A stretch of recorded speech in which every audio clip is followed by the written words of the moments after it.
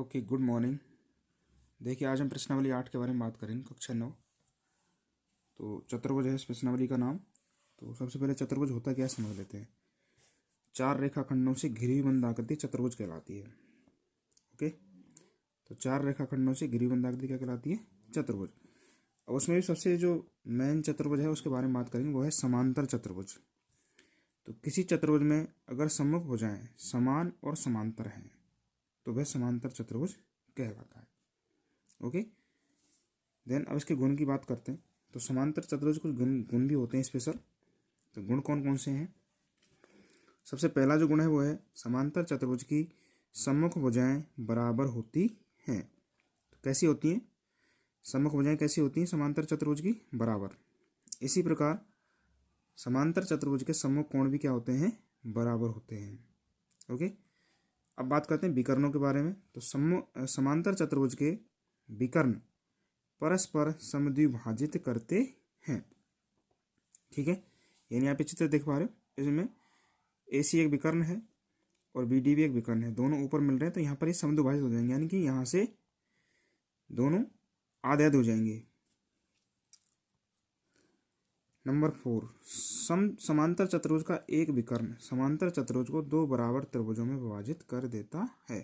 यदि आप एक विकर्ण बनाते हो तो इस चतुर्भुज के अंदर दो त्रिभुज बन जाते हैं और दोनों कैसे होते हैं? समान। ये इसका मतलब है। ठीक है, तो आप इसमें देख सकते हो, देखो AB समांतर DC, तो AB समांतर DC और AD समांतर BC। ऐसे AB बराबर DC और AD बराबर BC, यानी समांतर भी होंगे बराबर भी होंगे। इस तरह से समकोण कोण बराबर है, तो कोण A बराबर कोण C और कोण B बराबर कोण D। ठीक है, तो ये हो गए आपके विकर्ण एक दूसरे को समद्विभाजित कर रहे हैं। तो OA बराबर OC और OB बराबर OD। ठीक है, तो ये कुछ गुण हैं और समांतर चतुर्भुज की परिभाषा जो हमने पढ़ी है। ठीक है, तो आगे बढ़ते हैं मध्य बिंदु प्रमेय। ठीक है, तो मध्य बिंदु प्रमेय क्या होती है? यदि किसी त्रिभुज के किन्हीं दो भुजाओं के मध्य बिंदुओं को मिलाने वाली एक रेखाखंड खींचा जाए तो तीसरी भुजा के समांतर तथा लंबाई में आधी होती है। ठीक है, तो क्या मतलब इसका? मान लीजिए एक त्रिभुज है ABC। ठीक है, इसकी दो भुजाओं के मध्य बिंदु को मिलाने वाली रेखा है EF। तो इस EF की खासियत क्या है कि ये तीसरी भुजा, यानी तीसरी भुजा कौन सी? BC के समांतर होगी और BC से लंबाई में क्या होगी? ये आधी भी होगी। ठीक है, यही मध्य बिंदु प्रमेय है। यानी त्रिभुज की किन्हीं दो भुजाओं के मध्य बिंदुओं को मिलाने वाला रेखाखंड तीसरी भुजा के समांतर और उससे आधा होता है।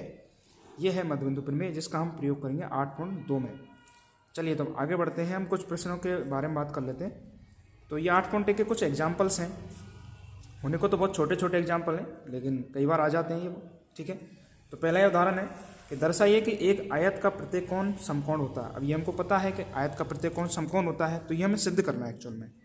तो मान लीजिए कि माना कि ABCD एक आयत है। ठीक है, और सिद्ध करना है कि इसके A, B और C और D बराबर कितना डिग्री है? 90 डिग्री है। ठीक है, तो अब चूंकि देखो आयत है ABCD, तो आयत की कुछ चीज़ें तो आप यूज कर सकते हो। ABCD आयत है, आमने सामने एक भुजा बराबर होती हैं और एक कम से कम एक कोण हम यहाँ पे मान के चलेंगे। कम से कम एक कोण है पहले से 90 का दिया गया है। ठीक है, तो मैंने मान लिया कि ABCD एक आयत है जिसमें कोण A बराबर 90, ये हमने पहले ही मान लिया है। अब चूंकि AB समांतर DC है और AD एक तिर्यक रेखा बनेगी, तो देखो आप यहाँ पे AB समांतर DC और AD एक तिर्यक रेखा बन गई है। तो तिर्यक रेखा के एक ओर के अंतर जो कोण होते हैं उनका जोड़ कितना होता है? 180। तो यहाँ पर कोण A और कोण D का जोड़ कितना हो जाएगा? 180। ठीक है, A बराबर 90 है, तो यहाँ पे A बराबर 90 लिख दो, तो D का मान भी कितना आ जाएगा? 90। ठीक है, तो A और D दोनों कितने कितने आ गए हैं? 90। अब चूंकि आयत है ABCD ऑलरेडी, तो आमने सामने कोण बराबर होंगे। तो A बराबर D तो अभी आ गया 90, लेकिन A बराबर C भी तो होगा, तो A बराबर C भी कितना हो जाएगा? सम्मुख कोण है, तो AC का मान कितना हो जाएगा? 90। इसी तरह D बराबर B हो जाएगा, तो B का मान भी कितना हो जाएगा? 90। तो इस तरह से A बराबर C बराबर 90 और D बराबर B बराबर भी 90। तो इस तरह से चारों कोण क्या आ गए? 90 90 90 90। ओके, तो ये हमने सिद्ध कर दिया है कि आयत का प्रत्येक कोण कितना होता है? समकोण होता है। ओके, अब आगे बढ़ते हैं एग्जाम्पल नंबर 2 पर। आप इसको उतार सकते हो, इति सिद्धम। ठीक है, उतार लीजिए। ओके, एग्जाम्पल नंबर 2, दर्शाइए कि समचतुर्भुज के विकर्ण परस्पर लंब होते हैं। तो हमको पता है कि समचतुर्भुज के जो विकर्ण होते हैं परस्पर लंबवत समद्विभाजित होते हैं, लेकिन अब हमको सिद्ध करना है कि परस्पर वो लंबवत होते हैं। ठीक है, तो हम मान लेते हैं कि मान लीजिए दिया गया क्या है, ए बी सी डी एक समचतुर्भुज है और समचतुर्भुज है, चारों भुजाएं बराबर होंगी, ए बी बराबर बी सी बराबर सी डी बराबर ए डी। विकर्ण समद्विभाजित होते ही ऑलरेडी, लेकिन हमको लंबवत करने हैं तो समद्विभाजित को यूज कर सकते हो आप। तो ओ ए बराबर ओ सी और ओ बी बराबर ओ डी, ये आपके दो विकर्ण हो गए हैं। ये बीच में बिंदु ओ हो गया, तो ओ से ए बराबर ओ से सी और ओ से बी बराबर ओ से डी, इसका हम यूज कर सकते हैं। हमको सिद्ध ये करना है कि कोण 1 बराबर 2 बराबर 3 बराबर 4 बराबर 90, एक्चुअल में 90 लिखना है बराबर में, तो बराबर 90 सिद्ध करना है अपन को। ठीक है, तो हम चित्रानुसार दो त्रिभुज ले रहे हैं भाई। ठीक है, कौन कौन से ले रहे हैं? त्रिभुज ए ओ डी और त्रिभुज सी ओ डी। तो ए O D C O D, तो ये ऊपर के त्रिभुज हमने ले लिए हैं। तो इन दोनों त्रिभुजों में क्या देख रहे हो आप कि ए डी बराबर सी डी है, क्योंकि भुजा सभी समान है आपस में, तो ए डी और सी डी भुजा बराबर हो जाएंगे, दिया गया है। और ओ डी बराबर ओ डी हो जाएगा, क्योंकि बीच की भुजा है, दोनों में शामिल ओवनिष्ठ हो जाएगी। ठीक है, और ए ओ बराबर सी ओ, जो भी किया है हमने कि विकर्ण समद्विभाजित है, तो यहाँ से ए ओ बराबर सी हो जाएगा। तो यहाँ पर ट्रिपल एस का नियम लगेगा। ट्रिपल एस के नियम से ए ओ डी सर्वांग सम है सी ओ डी। तो जैसे ये दोनों सर्वांग सम होंगे तो आप कह सकते हो कोण 1 बराबर कोण 2। ठीक है, तो चूंकि कोण 2 ए ओ डी मारा था, इसलिए 2 बराबर 1 लिख दिया। ठीक है, तो एक ही मतलब है, यानी 1 और 2 कोण क्या हो चुके हैं? बराबर हो चुके हैं सीपीसीटी से। ओके, समीकरण 1 डाल दिया यहाँ पे। परंतु हम जानते हैं कोण 1 और 2 का जोड़ कितना है? 180, क्योंकि ये एक रैखिक क्यों बना रहे हैं यहाँ पे। ठीक है, अब चूंकि समीकरण 1 से 1 और 2 बराबर हैं, तो 2 की जगह भी 1 लिखा जा सकता है, तो हमने 2 की जगह लिख दिया 1। तो 1 + 1 बराबर 180, तो 2 बार हो गया, ट्वाइस ऑफ कोण ए बराबर 180। तो कोण ए का मान हो जाएगा 180/2 यानी 90 डिग्री। तो 1 का मान कितना है? 90, तो 2 का मान भी कितना हो जाएगा? 90। इसी प्रकार 3 और 4 का मान भी कितना हो जाएगा? 90। तो ये इस तरह से हम सिद्ध कर चुके हैं कि जो विकर्ण होते हैं परस्पर लंब समद्विभाजित होते हैं, अतः एबीसीडी समचतुर्भुज के विकर्ण परस्पर लंब होते हैं, ये हम सिद्ध कर चुके हैं। ओके, अति सिद्धम। बता लीजिए। ओके, उदाहरण नंबर 3 देखते हैं, बहुत ही सरल है। इसमें एक समद्विबाहु त्रिभुज दिया है एबीसी एक समद्विबाहु त्रिभुज है, जिसमें ए बी बराबर ए सी है। तो यहाँ पर जब ए बी बराबर ए सी है तो कोण बी बराबर कोण सी भी होगा। बी का मैं नाम की बात करूँ तो ए बी सी इसका कोण बनेगा, ये ए बी सी, और दूसरा कोण बनेगा ए सी बी या बी सी ए। ठीक है, कोई सा कोण कह सकते हो, एक ही बात है। तो अब इसमें क्या दिया गया तथा और क्या दिया गया कि ए डी जो लाइन बनी है, यहाँ पे ए डी लाइन बनी हुई है, बहिष्कोण पी ए सी को समद्विभाजित करता है, यानी ये बहिष्कोण है पी ए और सी, इसको समद्विभाजित करने वाली लाइन कौन सी है? ए डी लाइन है। ठीक है, तो ए डी लाइन बहिष्कोण को समद्विभाजित कर रही है, इसका मतलब इधर का हिस्सा इधर का हिस्सा क्या है? बराबर है। ओके, तो ये हम समझेंगे। देखो आप सिद्ध क्या करना है, और क्या दिया इसमें कि जो सी डी लाइन मिलाई गई वो ए बी और सी डी क्या है? समांतर है।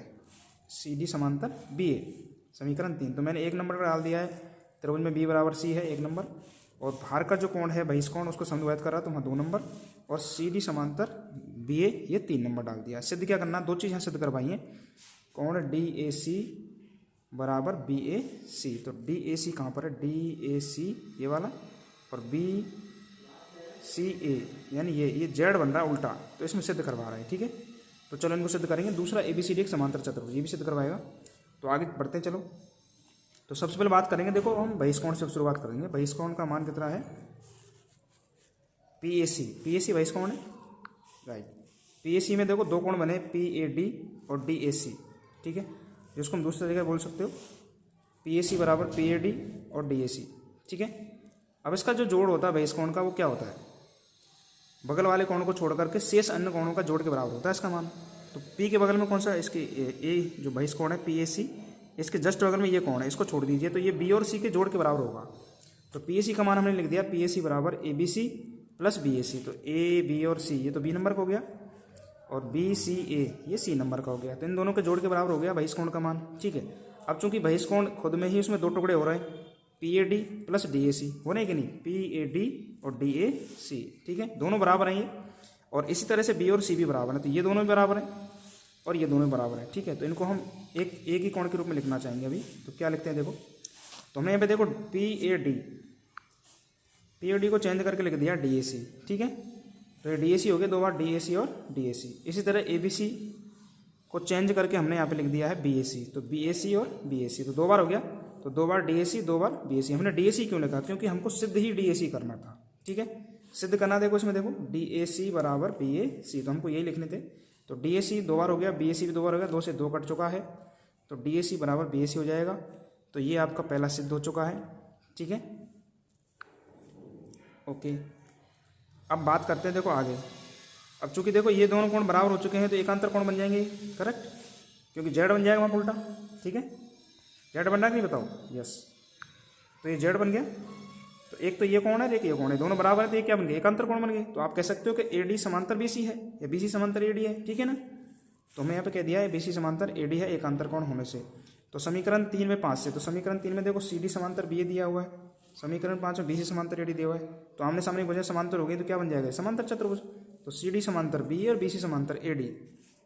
तो सी डी समांतर बी ए ये तो पहले से दिया हुआ है, और अभी मैंने बी सी समांतर ए डी कर दिया, तो आमने सामने भुजाएं कैसी हो गई है, समांतर। तो इसलिए क्या बन जाएगा, ये चतुर्भुज बन जाएगा समांतर। तो ए बी सी डी क्या बन गया है, एक समांतर चतुर्भुज होगा, इतनी सिद्धम। ठीक है, आप इसको जाओ उतार लीजिए फटाफट, यस, आप यहाँ से उतारिए। ठीक है, उतार लिया, चलो आगे बढ़ते हैं, थोड़ा सा और उतार लीजिए, यहाँ उतार लीजिए आप। ओके ओके, तो आगे बढ़ते हैं। Example number 4। यहाँ पर आपको चित्र कुछ इस तरह से दिया हुआ है कि दो समांतर रेखाएं एल समांतर एम, और इन पर एक तिर्यक रेखा पी है। और यहाँ पर एक चीज़ और दी गई है कि A B, C B, A D और सी डी, ये चार रेखाएं आपको खिंची हुई मिलेंगी जो कि चारों कोणों के अर्धक हैं। ये जो अंत्य कोण है ना, उनके समद्विभाजक हैं। ठीक है, तो ये आपको दिख रही होंगी A B, C B, C D और ए डी, ये इनके क्या है, अर्धक हैं। ये पूरा कोण है अंत्य, ये पूरा कोण है, इसका अर्धक ये है। इस तरह से ये अर्धक हैं इन कोणों के, है ना। चलिए, तो आप पूछे क्या इसमें सिद्ध करना है कि ए बी सी डी जो बना हुआ है वो एक आयत है। यानी अभी जो अर्धकों से जो चित्र बनना है, ये वाला, ये क्या है, आयत। ये हमको सिद्ध करना है। चलिए, तो बात करते हैं यहाँ पे। क्योंकि एल समांतर एम है और पी इस पर तिर्यक रेखा है, तो यहाँ पर जेड की स्थिति बनने वाली है, करेक्ट। एल और एम समांतर हो गई, ये तिर्यक रेखा हो गई, तो जेड बन गया कि नहीं बताओ। तो जेड में बनने वाले जो अंत्य कोण होते हैं, एकांतर कोण जिनको कहते हैं, वो समान होंगे। ठीक है, तो नाम है ई ए सी बराबर ए सी एच। ठीक है, ए सी बराबर ए सी एच। अब इनका आधा कर दो, क्योंकि ये समद्विभाजक दिए एक्चुअल में। ठीक है, तो आधा आधा मतलब 2 का भाग लगाएंगे, 1/2 1/2। तो जैसे ए सी में आप 2 का भाग लगाएंगे, तो ये जो बीच का कोण है ये आपको लिखना है बी ए सी। तो बी ए सी हो गया। फिर आप ए सी एच में जब आधा लगाएंगे तो ये कोण आ जाएगा। ठीक है, ए सी डी, ए सी और डी। ठीक है, तो ये हमने कर दिया है इनका आधा आधा। ओके, तो ये हो गया आधा, बी ए सी और ए सी डी। तो ये दोनों क्या हो जाएंगे, बराबर हो जाएंगे। ठीक है, तिर्यक रेखा ए सी के द्वारा बने एकांतर कोण। ठीक है, चलो आगे बढ़ते हैं। तो अब जैसे ही ये एकांतर कोण बनेंगे तो आप कह सकते हो कि ए बी समांतर डी सी है। तो ए बी समांतर डी सी, क्योंकि जेड बन गया तो इसका मतलब ए बी समांतर डी सी होगा। अब इसी प्रकार इस कार्य को हम इनके लिए भी कर सकते हैं, बी सी और ए डी के लिए। तो बी सी समांतर ए डी भी हो जाएगा। ठीक है, तो इसको इसी प्रकार लिखना है आपको, यहाँ पे इसको सिद्ध नहीं करना है इस तरह से। तो ये दोनों चीज़ आपको सिद्ध हो चुकी हैं समीकरण 1 में, समीकरण 2 में। ए डी बराबर ए बी बराबर डी सी और बी सी बराबर ए डी। अब देखो आगे बढ़ते हैं। चित्रानुसार आप देख सकते हो कि कोण ई ए C plus F A C बराबर 180 रैखिक युग्म बना हुआ है। तो बिंदु ए पर एक रैखिक युग्म बनना है, ई ए सी एफ ए सी, ये रैखिक युग्म है पूरा। ठीक है, दिख रहा आपको, ई ए C F A C. Okay, तो इनका जोड़ कितना होगा, 180। तो हमने यहाँ पे दोनों को जोड़कर 180 कर दिया है। फिर इनमें 2 का भाग लगा देंगे, क्योंकि हमको तो नीचे जाना भाई आधे पे। तो हम ए सी और एफ ए सी में दोनों में 2 का भाग लगाएंगे, और 180 में 2 का भाग लगाएंगे, तो इधर तो 90 हो जाएगा। ए सी और एफ ए सी का आधा आधा हिस्सा क्या बनेगा, देखो आप, ई ए सी का आधा हिस्सा बनेगा बी ए सी, बनेगा कि नहीं, और एफ ए सी का आधा हिस्सा बनेगा ये वाला कोण। ठीक है, एफ ए सी का आधा हिस्सा बनेगा सी A D, C A D कह सकते हो इसको, या डी ए सी भी कह सकते हो। ठीक है, ये वाला, तो ये वाला ये वाला। तो इस तरह से हो गया B A C plus C A D बराबर 90। तो इन दोनों को जोड़ करके आप देखेंगे बी ए सी और सी ए डी को, तो बी ए सी ये तो है इसका आधा। एक मिनट, मैं इसको दोबारा मिटा के बनाता हूँ। देखिए, बी ए सी ये किसका आधा है, इस पूरे कोण का आधा, और सी ए डी ये किसका आधा, इस पूरे कोण का आधा। तो हमने आधा आधा कर दिया, तो ये हो गया B A C plus C A D, और बी ए सी और सी ए डी दोनों जुड़ जाएंगे तो ये कोण ए बन जाएगा पूरा, तो बी ए डी बन जाएगा। ठीक है, तो कितना मान आया इसका, बी ए डी का मान 90 आ गया। ठीक है, तो आपको पता है कि देखो समीकरण 1 और 2 से आमने सामने की भुजाएं समांतर हो गई हैं, और समीकरण 3 से एक कोण 90 डिग्री भी हो गया। तो समीकरण 1, 2 और 3 से स्पष्ट है कि ABCD क्या होगा, एक आयत, यानी ऐसा चतुर्भुज जिसके आमने सामने भुजाएं समांतर हो, ठीक है, और एक कोण 90 डिग्री का हो, तो वो क्या बन जाता है, आयत बन जाता है। तो इस तरह से हमने सिद्ध कर दिया अतिसिद्धम। ठीक है, आप इसको उतार सकते हो। ठीक है, आप यहाँ से उतार लीजिए, ये आपका सवाल है। ओके, देन नीचे बढ़िए, आप यहाँ से उतारिए पूरा कंप्लीट। ठीक है, चलिए तो एग्जाम्पल नंबर 5 पे बात करते हैं। एग्जाम्पल नंबर 5, तो 5वें एग्जाम्पल में आपको ABCD एक समांतर चतुर्भुज दिया गया इस तरह से, और इनके कोणों के अर्धक आपको ऐसे खींचे गए हैं, और अर्धकों से बनने वाली एक आकृति बननी है PQRS। ठीक है, इसके बारे में बात करेगा। PQRS एक आयत है, ये हमसे सिद्ध करवाया है। ओके, तो ABCD एक समांतर चतुर्भुज है, और AP, BP और CR, DR कोणों के समद्विभाजक हैं, जो कि इस तरह से बने AP, BP, CR, DR। ठीक है, ये कोणों के क्या है, समद्विभाजक। तो अब हमें सिद्ध क्या करना है, सिद्ध ये करना है कि अर्धकों से जो एक आकृति बननी है PQRS, वो क्या है, एक आयत है। ठीक है, अब आयत सिद्ध करने के लिए हमें एक कोण तो 90 डिग्री सिद्ध करना है, और ये समांतर भुजाएं सिद्ध करनी है। ठीक है, तो एक्चुअल में 90 डिग्री से ही काम चल सकता है। चलो देखते हैं क्या सिद्ध किया है हमने यहाँ पे। ओके, तो चित्रानुसार कोण A+B बराबर 180। तो A और B कहाँ पर है, आप देख सकते हो कि ABCD क्या है, पूरा एक समांतर चतुर्भुज है। तो A और B क्या है, आसन कोण है, यानी तिर्यक रेखा के एक और के अंत्य कोण है, जिनका जोड़ कितना होता है, 180। यहाँ पे मैंने 1 नंबर और 2 नंबर लिख दिया, एक्चुअल में इनके अर्धकों का नाम है। तो कोण A का आधा करेंगे, कोण B का आधा करेंगे, और 180 का भी आधा करेंगे। तीनों में 2 का भाग लगा दिया है। तो A का आधा तो मैंने लिख दिया 1 नंबर, B का आधा लिख दिया 2 नंबर, और 180 का आधा करेंगे तो 90 डिग्री। तो 1 + 2 का मान कितना आ गया, 90। समीकरण 1 डाल दिया है। अब त्रिभुज APB या ABP, ठीक है, या PAB, त्रिभुज PAB में कोण योग नियम से, तो त्रिभुज के तीनों कोणों का जोड़ कितना होता है, 180। ठीक है, तो आप यहाँ देख रहे हो कि PA और B, तो 1, 2 और P, इन तीनों कोणों को जोड़ दो। कोण 1 + कोण 2 + कोण P बराबर 180। 1 और 2 का जोड़ कितना है समीकरण में, 90।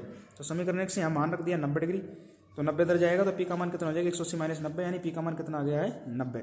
अब इसी कार्य को आप R के लिए, S के लिए और Q के लिए भी अपना सकते हैं। तो इस प्रकार लिखना है आपको डायरेक्टली, इसी प्रकार R बराबर 90, S बराबर 90, Q बराबर भी 90 हो जाएगा।